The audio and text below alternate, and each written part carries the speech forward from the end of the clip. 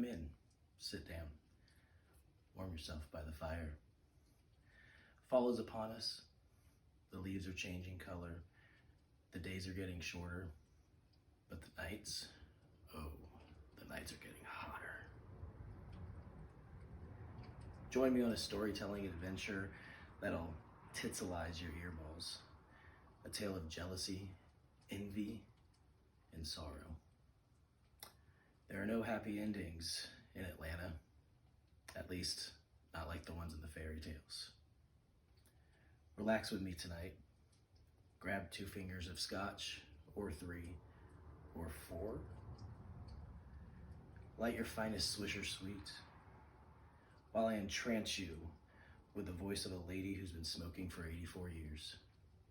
Welcome to Hot Atlanta Nights Theater. Titsy was once again late. The batteries in his Casio alarm clock died again, and he overslept on a final day of class. If he was late for his dissertation on roster construction, he'd be kicked out of the fantasy football college, and he could not fulfill his lifelong dream of being a licensed dynasty manager. Fortunately for him, though, the professor overseeing his dissertation was his favorite professor. Professor Flawed had taught Titsy multiple times over his years at fantasy football college. Some would say he was Flawed's star pupil. Flawed was always tough on Titsy. He loved the challenge Flawed pushed onto him. He looked forward to their classes together, but he really looked forward to Flawed's office hours. The one-on-one time was almost romantic. Flawed kept his office dimly lit, as this room now. Never sat across from Titsy, putting the desk in between them. He would roll his chair next to Titsy, close enough for Titsy to see the pulse on his rugged, aging neck. He would try to listen to Flawed explain Dynasty to him. He'd be lost in the beating of his neck, yearning to get closer to him, to smell that sweet man musk. Titsy had 5 minutes left before his time. He was already on campus, and from where he stood, it would only take him 3 minutes to get to the hall. He had made it. He was going to blow everyone away. The one he wanted to blow away the most was Flawed, though. He was so confident in his ability to understand orphan team construction and rebuild tactics that Flawed would integrate into his curriculum next off-season.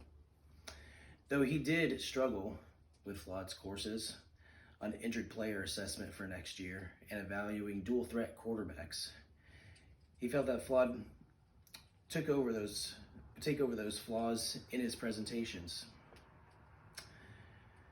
Professor Flawed was disappointed that Titsy never took his course on when to pull the trigger on trades. Couldn't understand why he would be so upset with Titsy for that. Could it be that he thought Titsy was more than a student to him? When Flawed invited Titsy over to his home for the faculty-student mixer as his personal guest, he assumed that Flawed had moved past that, though. They were the last 2 there that night. They stayed up late, drinking, talking trades, salary cap, position depth. Knowledge that Flawed never shared in class. There was a moment that night where Titsy found himself staring deep into Flawed's beautiful, hazy eyes. He thought about what would happen between the 2 of them after graduation. Flawed was the smartest person Titsy knew, and though he knew that he would never be the general manager that Flawed was, that maybe their relationship could go further than Titsy had ever thought about with another fantasy football player. He knew that they felt a deep connection, and he wanted it deeper.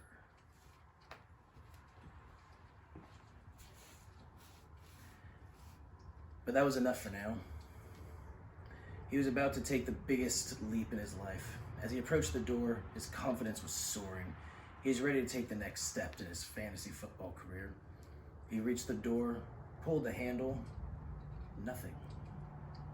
He pulled again and again, locked. Maybe he was at the wrong door, he thought. He looked up. Room 69. That's the right room. He looked in the window, and he could see Professor Flawed and two other professors, Professor Duke and Professor Mild.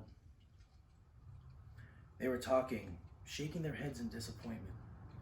Tootsie knocked on the window, and the three veteran general managers turned and looked at Tootsie. Flawed's look of shame hurt Tootsie so much. He tapped on his watch. Tootsie knew he was going to make it. What was Flawed pointing at? He looked down and saw the time. He was 45 minutes late. Couldn't believe it. All the fantasizing about Flawed, trying to impress him, remembering his vast knowledge, all distracted him. He lost track of time. Professor Duke and Mild walked out the back of the classroom. Tootsie banged on the door, pleading with Flawed to open it. At last, Flawed shook his head and mouthed, "You were my biggest disappointment." And then he turned, shut off the lights, and walked out. And that was it. Tootsie had messed up not only his chance of being a top general manager, but as being a man. The distractions were too much, and he realized that he will never impress his idol, his mentor, his love. His life was over as a fantasy football GM. He slid down the wall, sobbing into his hands. Students walked by, probably realizing what had just happened. As Tootsie sobbed, all I could say was, "Good game, Flawed. Good game." And that concludes Hot Atlanta Nights Theater. Tune in next time for more stories of lust and love, pain and pleasure, and failure to live up to expectations, like the young Tootsie. Good night, everybody.